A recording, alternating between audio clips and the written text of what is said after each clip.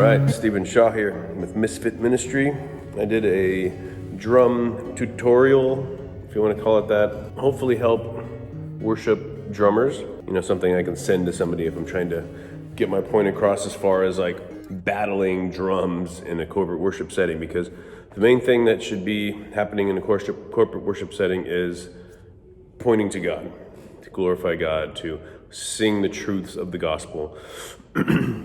And too often I see too much focus on other things and want to get back to Christ. So today I want to talk about the songs we choose, just in general.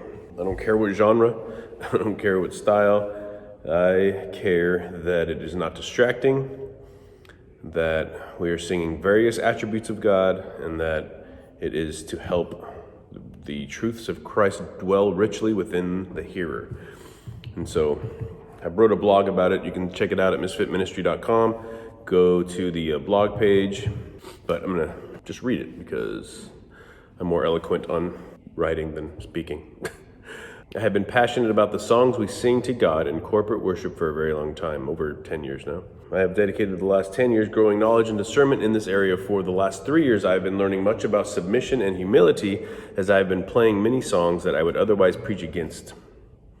God has grown me a lot in this time. So this is coming from a place of love, humility, and passion for Christ. See, I had a pride issue a few years back. I mean, I'll still do, of course, but a lot worse when it came to my role as a worship leader and the songs I play at church and stuff. And we got a new youth pastor, and his heart was to play songs that the kids knew. And so I really had to struggle and practice humility to say, okay, I got to learn some of these songs that I otherwise wouldn't touch with a 10-foot pole. And it's not even necessarily any of the songs that were just straight up heresy, which there are some out there. My leader wouldn't like either, and so, but it's just that general problem, which we're going to talk about here, which is why whether the lack of depth or things like that. But it's been a really good experience for me, just humility and submission. It's not something I had to practice a lot before, and so it helped me grow. And so I say that because some of these songs, I think pretty much all the songs I'm going to mention, only a few of them, I have played just to show that, hey, I'm a team player and I'm here to practice, my submission like Christ tells us to. And so I have to preface too, right now I don't have a main gig leading for the Sunday morning corporate worship time. And so things I'm going to be saying are specifically for that. I think the gathered church on a Sunday morning, congregational singing, is very specific, and we need to be very careful. I mainly lead for youth right now, and I think there's a lot of wiggle room there. We obviously don't want to be singing, blasphemous apostasy, but we have more lax with that. Not the hypocrisy, just the songs that we sing. We can play ones that are just a little more, maybe they're just fun and they're singing about God or how much we love Him and all that stuff, as opposed to the strict rules I believe should be in a Sunday morning adult congregational worship. So I have been preaching and teaching the ways in which a proper congregational worship service should look and sound. Why is this a big deal? Why can't we just gather together and sing songs about God? Because the Bible leaves no room for vague worship in any aspect. Worship is everything we do, our entire lives, from eating, working, sleeping, praying, singing, and everything in between. We worship God with our whole life. You know this, at least you should. But because music is a form of art, I think we give the artist too much room for expression in this area. We can't approach musical worship like every other form of music. It's not performing. We are leading God's people into singing His truth as one voice to the one who deserves all the attention and praise. Nor can we approach a Sunday morning flippantly. There are rules for the gathered church every week to engage in God-honoring congregational worship and to sing songs that help the hearer have the gospel truths dwell richly in them and to raise their affections to God. I don't think any of us would disagree with this point, right? I'm simply giving this as a foundational root to what I'm about to say. These are some of the issues I have with most of the songs on any given Sunday worship service all across America, and unfortunately now it's starting to get all over the world. Most of the songs don't mention God enough or place Him at the center of the song. Songs like The Blessing, which really isn't a worship song at all. It is about the person singing it. It comes straight from Scripture, yeah, but not every passage from Scripture should be a subject of a worship song that we sing together on a Sunday morning. Let me say this, preface this before I continue. There's a lot of songs, I might actually mention this later too, so forgive me for repeating myself, but there's a lot of great songs that Christians should and could listen to in their song, preparing for worship. But it doesn't mean it's right for a Sunday morning service. All Scripture is great for preaching and teaching, but not always for the subject of a worship song, because when you're teaching and preaching, you're able to give the full context of what the passage means. It's a lot harder to do that in a song. A song that we sing in worship should be about God, the greatness of God, and the various attributes of God, and shouldn't be followed up, and I can do these things as well. Same with the song, No Longer Slaves and Waymaker. You're singing about yourself, the youth. They aren't the worst songs out there, but when every song is mostly talking about the things God can do for you, there is a problem. A song like Holy Spirit, which is somehow putting you in the position to tell the Holy Spirit where to go and when to go. Or Raise a Hallelujah. It's general mention of God's help, but it is not enough to help because your power is in your melody.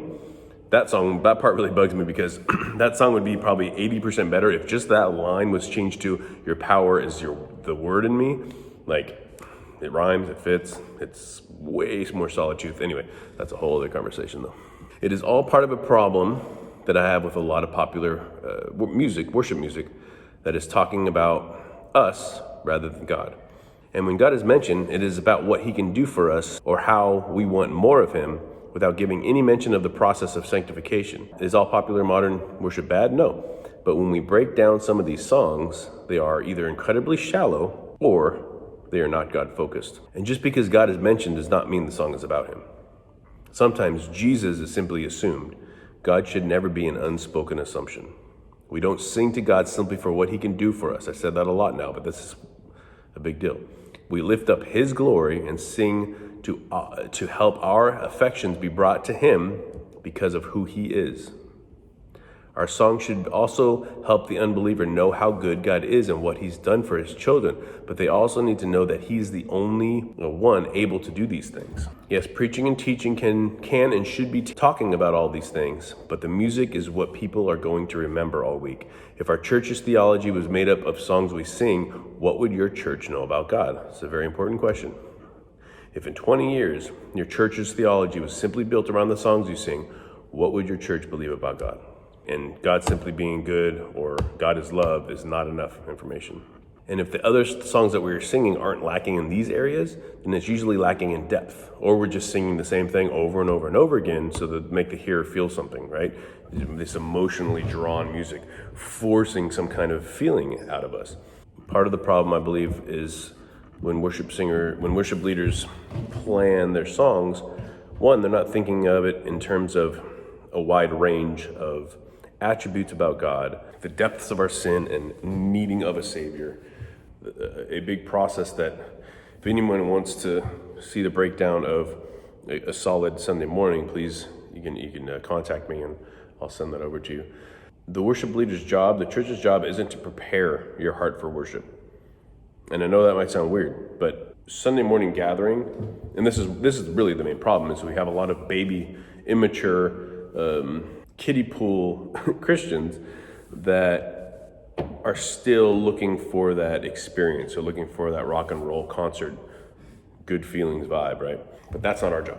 We need to teach them how to worship. When we gather together, it's supposed to be a continued time of worship that we've been having by ourselves with our family all week long. Continued worship. We don't come to church to worship. We come to church to continue worshiping as the church. And we don't even come to a church, we gather as the church. So songs that prepare you for worship, which are the ones that you've been doing all week, and then the songs that you worship God to are the ones drawn on a Sunday morning service. And so I hope that helps. There's a lot of aspects that I want to hit in this realm, like what churches we're singing from. Churches like Bethel, Elevation, and Hillsong are bogus churches. And unfortunately, everybody's singing all of their songs. That's a majority, if not every single song that most churches sing. And they're not, their churches are bogus, and we're supporting them by playing their music. And so That's a whole other video though. I hope this helped on at least think through, start asking why more. That'll probably be another topic, because, why? Why do we even need to have drums? Why do we need to have lights? Why are we having this fog machine? We need to ask why more when we gather together. If our mission statement is to draw people closer to God, simply the music part of it, through words, and help people's affections be turned towards Christ and explore attributes of God, then why do we need a strobe light? And so, not all bad things, but we need to be more intentional. Something I'm still growing in every day. I love you guys. Bye.